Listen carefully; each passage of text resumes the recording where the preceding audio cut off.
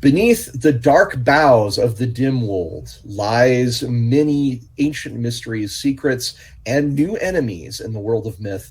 Hi, I'm Ross Watson. I'm the lead designer for Myth Tales of Legend. And I'm James DeFoge, and I am the lead writer for Myth Tales of Legend. And today we're gonna finish talking about the dim wold. We have mentioned it a couple times in our show, and then we're gonna dive into a new area called the Packlands, which is all about the Lucyine. Now, JM, you've been I have to say you've been a great on the whole Lucyine thing. You've taken basically the idea from, hey, there's werewolves in myth, all the way out to this well-realized group with histories and special characters and all that. How do you feel in general about like the Lucyine? So I'm really happy with where it ended up. I think like from our very, very first discussions, and if you've watched the chat that we did with Eric on the World of Myth,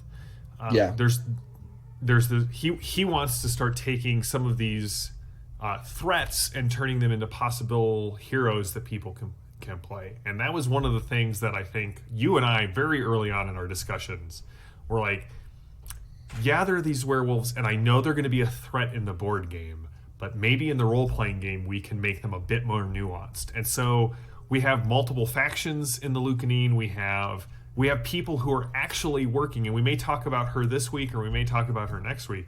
We have Lucyine who are actually working towards the fact that maybe there is a chance that the Lucyine could have a place in the Four Kingdoms that is not like a violent antagonistic place, right? Because the Lucyine kind of were dumped back into the Four Kingdoms after millennia of exile, and they came from such a hostile place that initially that's just what they knew. They were like, we don't have a home, we need to establish and defend what we can control.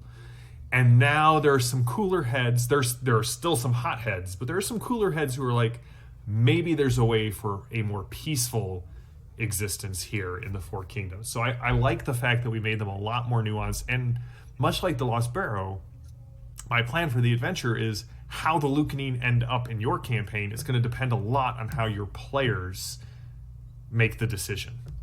Right, usually through their campfire scenes. Usually through their campfire scenes. And so we're going to jump back just a bit because we want to finish off the dim wold. Yes.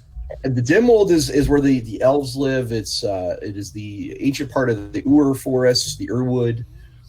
And we forgot to mention two important things about it. One was a guy called Master Sephirah, an elven mage of great power and wisdom, and not a little bit of ambition. No, she is the one. She's the master of the Wold Flame, which is one of the noble houses, and she, right, if the Gleam Lines could walk on water, she would be the one saying, Gleamline, noble house, cannot swim.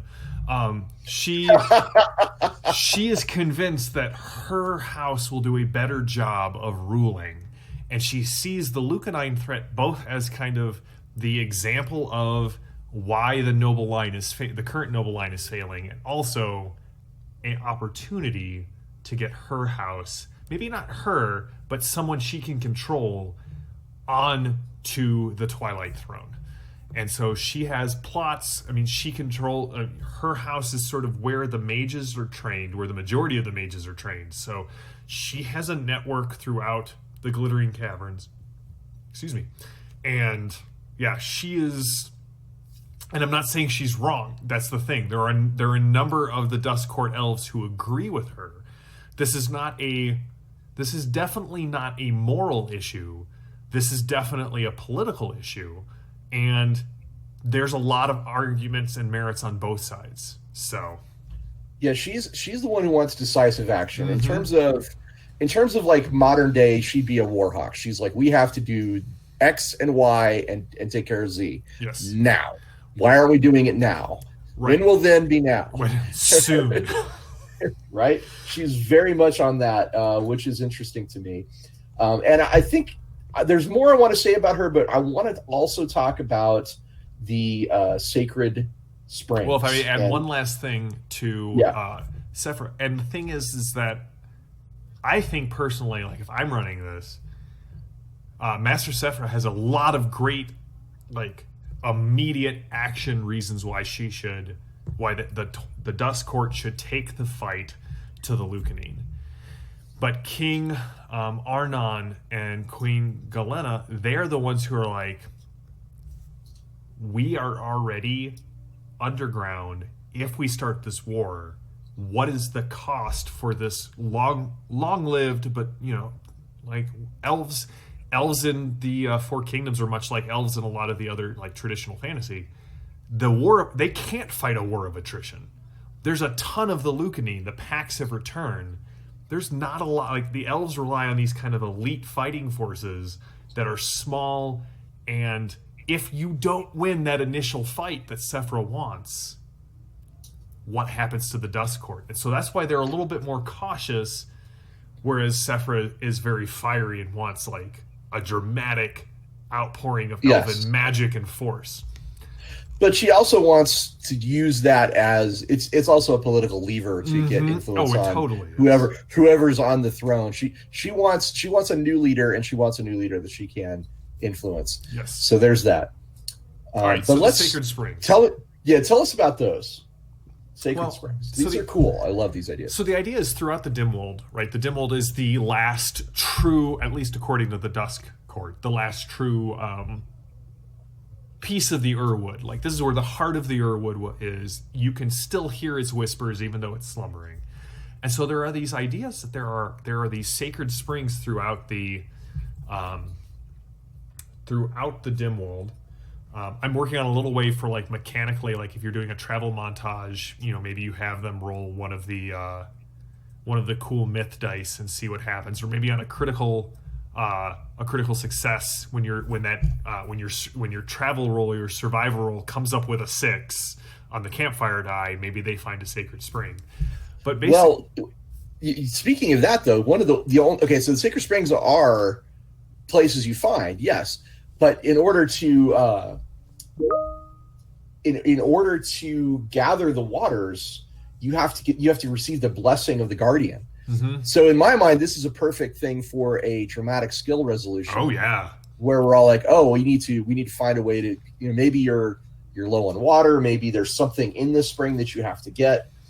But the waters have the essence of the Urwood in them, and this is exactly the best thing you could do if you wanted to commune with the Urwood, or to maybe it's a magical substance that you can use in a ritual or something important for an alchemist. There's a lot of reasons why you'd want this water, and to get the water you have to impress the guardian, and each guardian sort of has, we've left it open, like you can craft each guardian sort of as a different type of task. But the other thing is that the essence of the Urwood is in there. So if you drink from the spring, the player has to describe what memory from the millennia that the Urwood has existed that they have also ingested, and they now have like this memory of the forest that they are now carrying with them. I have this little idea. Heal. Yeah, and it does allow you, like, it can be used as a healing potion. Yeah, exactly. I have this idea for if I were going to run anytime soon, I would have them like to gain access to the to Throne Lake. You have to bring water from seven of the sacred springs. So like that's just a great like journey quest. Like different guardians build the different tests as dramatic skill resolutions and kind of go from there. No, that's really good. But you know what, I love all of that, by the way. It's fantastic. But you know where this actually took my brain? Again, I do that weird thing where I leap between. No, go for it. So Sephirah is her house is called the Wold Flame. Mm-hmm. And I thought, well, if you have a sacred spring that represents the water, couldn't you also have a site that is like it's where a piece of the forest eternally burns? Ooh. Right? And the Wold Flame is like this, but it is, it's that kind of the Urwood still rage is there. That's like I like that a lot. It's a fire that keeps burning, and they are the ones that kind of keep that going. Her family, and they're tending to it. The Wold Flame. Oh, I like that a lot. It's not quite elementals, like the spirit of the springs is not really an elemental, but it's related. It's maybe like a cousin or something close to what an elemental might be. But the wold flame could also be that, but like a fire, instead of water. Yeah. So maybe instead of, because elementals tend to be threats in myth. They've been corrupted by the darkness. Maybe this is this is one of the few places where that purity of the element still lives. I like that a lot. So the wolf flame, I had this weird thought, like maybe it's a fire that they just keep burning, and it's to symbolize or represent or embodies the Urwoods. Are you taking notes? You are. I am. So I just thought that would be kind of a neat. That's why I wanted is like, hey, let's talk about the Sacred Spring, because I could link it back to the Wold Flame thing. JM's like, wow, where do you come up with this shit, man? Hey, that's all design is iterative, so this is perfect. It is. Well, I mean, that's one of the reasons why these campfire chats are great. So they are two creative minds. Yeah, we keep refining our ideas. Kind of, you guys are in the the very live. Yes. Well, not exactly live, because we're not. This is recorded, but yeah, it's close, similar. Yes. So that will actually wrap up the Dimwolds, and now we're going to talk about the Pact Lands. Now, the quote here is fantastic. I've got to read it because it sets it very perfectly. This is a quote written by JM, by Svarman. He's one of the leaders of the Lucyine. These are no longer your woods, your lands. You have forsaken the face of the moon, and we are her vengeance. Go tell your masters. Tell them that the Lucyine now control this place. We will feed our lands, the Pack Lands, with the blood of those who trespass upon our sacred ground.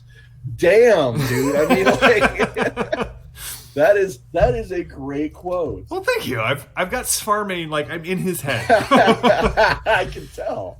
It's very good. So, like, months ago, the Packlands were just another part of the Dimwolf. Mm-hmm. They were just another region near the Moonglow Spire. And elves were like, yeah, that's kind of a normal part of the forest over there, no big deal. Right? And then the light goes out in the Moonglow Spire. Werewolves pour through from the bound world, right? Bound world. And now they're here. Mm-hmm. So tell us about the Packlands. So we basically we had 6 clans who chose to come back. There could possibly be more, and I like leaving that door open that maybe not all of them came back through. But we don't want to present sort of a monolithic Lucyine threat, if that makes sense. So of the 6, we kind of broke up this area, like they spread out from the Moonglow Spire, and they started claiming areas. And the biggest area that is held is really what we kind of called the Unified Holds. So the northeastern, the parts closest to Three Rivers, because they are going to play a large part in the adventures. There are 3. Shocking. It's almost like we designed it that way. There are these 3 tribes that now these 3 clans that are now unified under one champion, Svarman.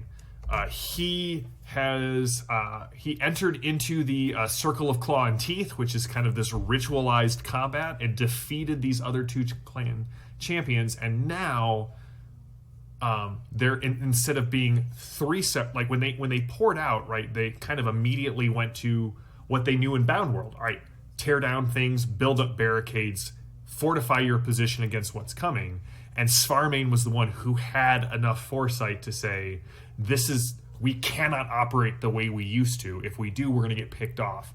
And so the Unified Holds, they've started to tear down the barriers between these 3 clans and are building like an actual fortified camp in the Dimwolf, which is one of the reasons that the Dust Court is angry at the Lucyine. It's not just an invasion, but like this is the last remnant of the Urwood.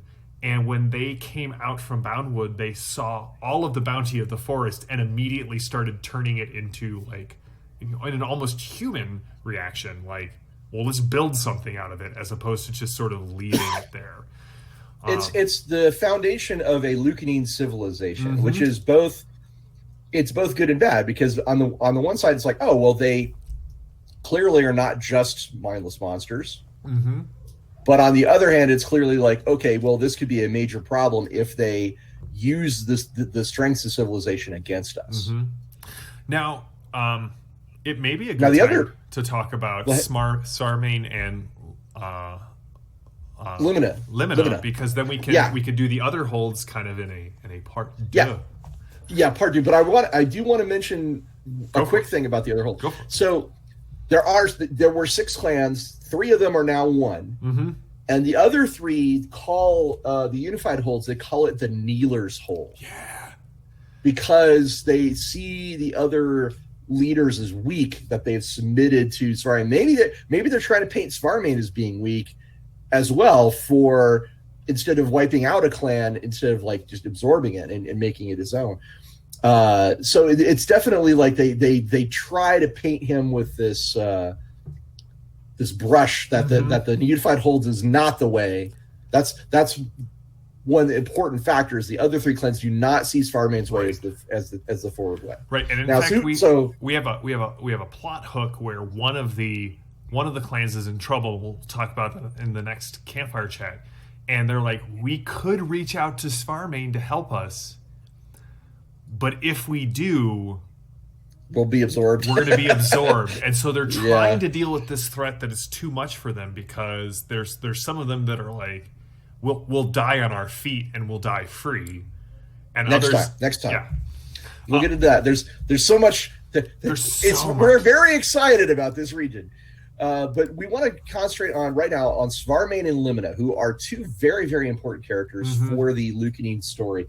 Svarman is, by the way, great name. Love Thank it. you. He's the leader of the Unified Holds. He's a champion. He's a tactician. He's kind of their Caesar in a lot of ways. Mm-hmm. And he sees himself also as a champion of the moon, which I thought was interesting. The Lucyine are not really yet aware of Lunan-Canaan's bargains or her treachery or any of that other stuff. They're just like, oh, well, we're out, cool, back to worshiping the moon. And and Svarman's like, cool, shamans, get in touch with her. And they're like, sir, we can't. That's right. Yeah. We keep getting this busy signal. I don't know what that means.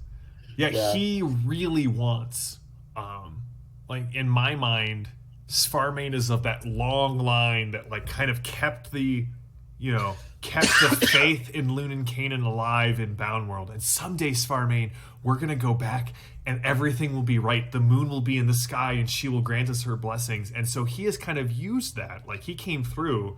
And he has used that as kind of his jumping off point for creating the unified holds. Hey, not only will I protect us, not only will we build something bigger, but I will bring the moon's blessing back to us. And initially, that was enough. That's going to be a really it's a weakness. I mean, we all, like, the reader can see that this is like, oh God, you poor guy. Like that's his biggest weakness, is exactly that, his faith and his conviction that Lunan-Canaan is still, their patron. That's it's delicious because because there's going to be a lot of conflict and pain in his future. I just see it so much, and it was sort of sad to write. Now we could also talk a little bit about Canary, who is this Lucyine who has fits and seizures and sees visions. And like the shamans of the Unified Hold and Svarman kind of see like her visions maybe lead the path back to Lunan-Canaan, but the problem is each time she has a vision, they're more violent and they're more draining. And Svarman is like, we've got to unlock what she's seeing before she dies, because if she dies and I haven't figured this out, my hold on the holds is going to suffer. Like they're going to be like, right, you literally promised us the moon. Where is the moon, Svarman? Yes. Well, so Canary and her visions is cool. There's a lot to unpack there that we could probably get into as well, but yeah, the fact that there is a shaman amongst the unified holds who's having these visions, that helps. It's important. It's good to point that out. So Svarman is a little bit like, I see him as kind of like a cross between Caesar and Conan. Basically, he's a barbarian champion, but he's also like, we will now create this civilization, and we're doing it for good reasons, and I'm powerful and ambitious, but I'm also not evil. Like, there's a lot going on there. Maybe if Vercingetorix had won, we might have seen something a little bit more like Svarman come out of that, Yeah. as opposed to being choked on the Senate floor. We do have a Senate floor. Anyway, the circle of So then there's Limina. Now Limina, this was an interesting tale, because when we started talking about werewolves, like the first thing we asked was like, do they actually change form? Mm-hmm.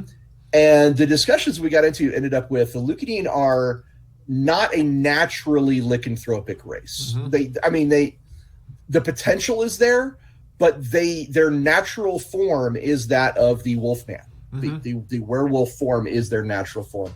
And there are stories and legends that they used to do it a lot, and some of them still can, kind of a thing. Limina is the living example that they can change between human and wolf and everything in between. Mm-hmm. Limina is the shapeshifter, and she's also a spy who serves Svarman. Svarman. Well, Svarman saves her life, but I think what's been interesting is that we named her Limina because we're like, all right, cool, she can change shape, and she can change a bunch of different shapes. And we built her as a monster. She has this ability to like spend threat to like disguise herself. But then the more I started writing about her and we put her in all of these different spy things, I'm like, well, but she actually can change. She's not just a Lucyine. She can be human. And so that's why she sort of developed into this person who is whispering into Svarman's ear that building something is good, but maybe we don't have to build something just for war. I've been living among these people. I am this transitional point between the Lucyine and the humanity of the Four Kingdoms. Maybe it's more than just me being a spy. Maybe I could be an ambassador if I found the right group to help me broach this subject. Right. So she's a great antagonist because she's complicated and sympathetic, mm-hmm. and can be literally anyone, even you. Mm-hmm. Like, even your own character could be like, wait, what am I doing in there? Oh man, now I'm going to write that down, because that is a great side plot for the adventure book. Mistaken identity. Yeah, absolutely. But you're right. She believes in his vision. He did save her life because, it's important to have her in this story. Mm-hmm. She is kind of a represent. I want to say Svarman is the one who makes the choices, but Limina is kind of the key. Mm-hmm. Because she symbolizes not only who the Lucyine can become, because they can learn how to change shape if they all can unlock her abilities, but they also she, as you say, represents the connection point, and so many great things, right? So many great things. I love it. I love how this story is developed. So Limina, Canary, Svarman. Those are our main characters. The unified holds is sort of the main hold of the Lucyine. And when we talk about this next time, we'll get into the discussion of the other three holds and some of the other characters. And you'll see that the Lucyine are not just, as we said, they're not just one big thing. There are lots of things. That was and there's good reasons. Yeah. There's very valid good reasons for the Three Rivers and the elves to both be like, oh, this is not good. Like, they have very valid reasons to be worried, to be afraid, to be threatened, because while Svarman is, a reasonable man, right? He's ambitious and he has his goals, and Limina is ambitious and has her goals, and Canary, they all have their own thing.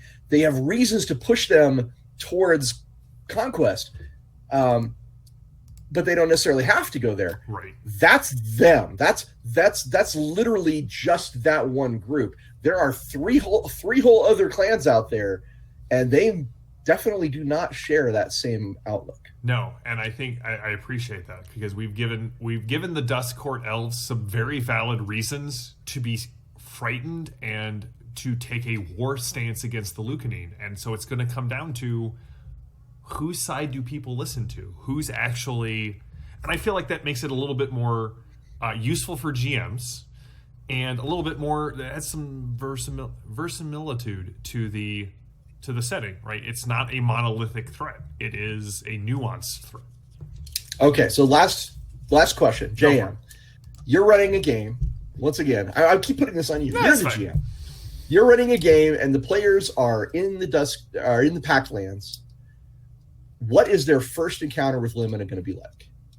Is she a wolf? Is she a person? Is she a werewolf? Is she one of them? Is she someone they know? Well, Does she pump them for information? How does it work? So I would say that I would say the first time they meet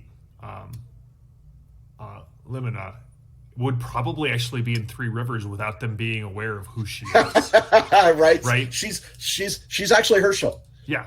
I would say that in a lot of ways, depending on when the PCs meet her, she is their first encounter is going to be something very positive for them, and something that directs them directly at one of Svarman's enemies.